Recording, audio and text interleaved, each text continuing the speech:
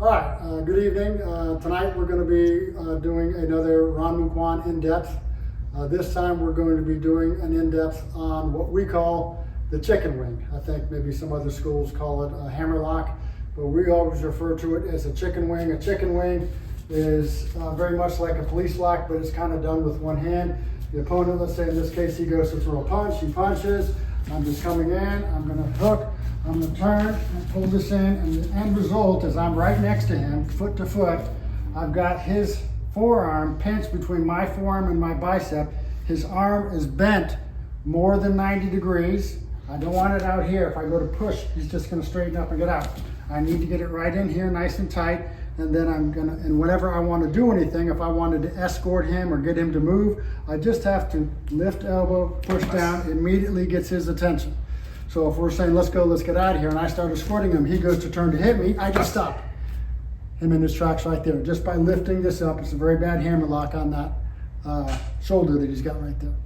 All right, so that's the technique that we're going to be discussing today. And so when we do that, when we teach it in our school, in order to get that positioning where I'm right next to the opponent, that I've got them locked between my bicep and my forearm, and I'm being able to torque that shoulder for them, I have to kind of learn how to get in that. I did that from a punch. That's the highest level, to just do it with one hand. We start by working very gradually into those techniques. The first one that we do, let's try it from this side, I think, is, no, you're gonna grab me. So is where a person's got you by the elbows. All right, so when we do this, the drill that we do is we kind of step back and we cut them to the ribs. Now I've got this arm here that's perfectly straight. I'm going to what we call slap and trap. So I'm going to pop to bend that elbow. So I'm forcibly hitting it to bend the elbow. The back of my hand pushes down as my hand reaches over to grab the elbow. And I push up and turn, and there I am. I've got that nice chicken wing where I'm able to torque that shoulder very easily. It's pinched between my bicep and my forearm. I'm coming across his tricep. I don't want to be here. Once I open up here, what happens? That arm straightens up. I've got to keep that arm pinched so it's in there nice and tight, okay? So we start that, that's the slap and trap that we do. From there, we start gradually saying, okay, that one used a lot of force, grabbing and everything to try to get into the chicken wing. We got to do it a little bit more deftly. So in this case, I'll grab the shoulders this time. He goes, he's gonna grab the shoulders. I'm gonna strike him again. I'm gonna break his hands down. Now that his hand's down here, I'm just gonna come in with my thumb. The thumb is just gonna be a little hook that's gonna help bend that elbow. My other hand shoots up. Pull this one out, and I'm right there again with that bend in the elbow, more than 90 degrees, pinched very strongly between my bicep and my forearm, and very easy to, snap that shoulder really quick, all right? Like I said, I can use it to escort him if that's what I'm looking to do. I could also just go and immediately take him down to the ground by just forcing him down. Come in here, pull it out, and I do lock, whatever I want to do, all right? Because once I lock that down, he's gonna go. There's no way he can. It'll break his shoulder if he doesn't do that. So that's where we're now gonna do the hook, and we're using our one hand to bend the elbow, the other one is shooting up to try to get in there to grab it between your bicep and your forearm. Well, another thing we could do is if we're coming up from behind somebody and we want to escort them out, I want to get that same thing. I want to get that bend in the elbow here with my hand in. So the easiest thing to do is as they're there, you just reach in and you pull the hand across. All you're doing is pulling it back across, pulling it back, shoot! And as soon as I do that, I got that pinched in there between my bicep and my forearm, and they're right there ready to go, and they say, let's go, let's get out of here. We can take you out, okay?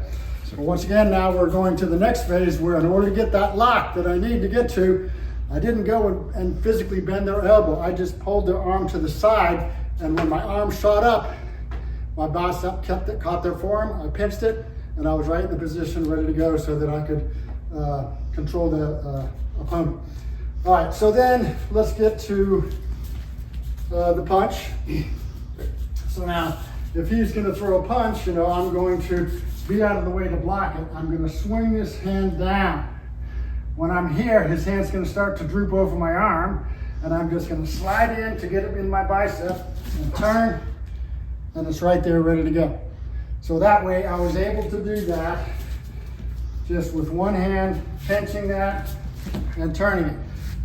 No reason in the world I can't punch, make it easy on me, and pull it right in there. But I may have something in my hand. I may have a reason that I don't want to get this hand free, but I want to get it good in here locked up so I can control the opponent.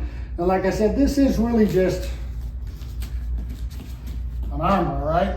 But with one hand. All right, I can torque it up so that it's going up his back. I can also torque it over. I believe Sabanim used to tell us in Russia, they grab the shirt like this and they lift it so they can escort them through the jails. But it's a very effective technique to lock someone up and use them if you want to escort them out. All right, not really much of a chance for him to do anything. He can't really throw an elbow back on me. Go ahead and try and throw an elbow. I pop him, okay? Try to turn towards me, pop him. Very easy to control. So the key there, once again, just so we got it, I've got to pinch his forearm between my bicep and my forearm. I need to bend that elbow more than 90 degrees. I don't want it out here. I got to make sure that I'm pinched in tight. I want my arm and my wrist and my side of my hand going across his tricep, not up on his shoulder blade, across his tricep to lock that up. And then from there, like I said, you're not going to apply pressure all the time. You're going to let it loose. Tell him what you want him to do. When he doesn't do it, you just pop it real quick and you get his attention and you're in good shape.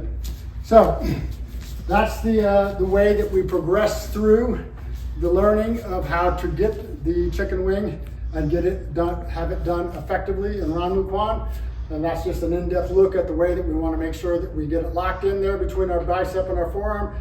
Press down the wrist across the tricep so that we can get a nice hammer lock on their shoulder, and it becomes very effective. And you can get to the point where you can do it easily with one hand after a lot of practice.